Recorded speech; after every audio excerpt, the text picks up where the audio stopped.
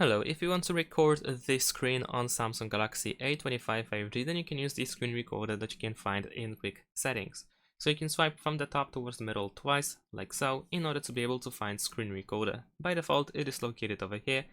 If not, you might need to find it in, or look for it in different pages.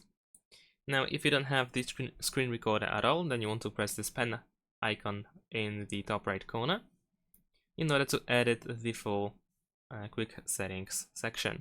And then in available buttons, you should be able to find the screen recorder. You need to simply tap on it in order to add it. In my case, I already have my screen recorder added, so I don't have it in available buttons. After that, press done. And now we can press this button in order to start recording. Now, we can choose if we want to use any sound at all or none. We have the option to record media from our device or media and our microphone. We can also enable the option to show taps and touches while recording the video. And then once you are ready, press start recording.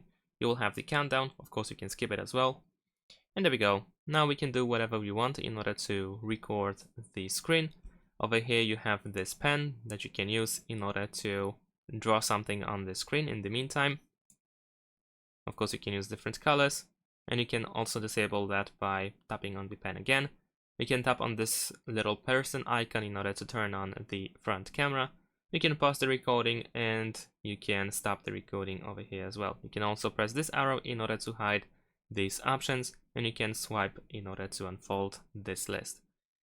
And once you are done, you should see the information that recording is saved. You should be able to find the video in notification, or in notifications actually, and you can tap in order to immediately open the recorded screen. There we go. And we have our screen recorded. Now, of course, you can also go to, for instance, my Files app.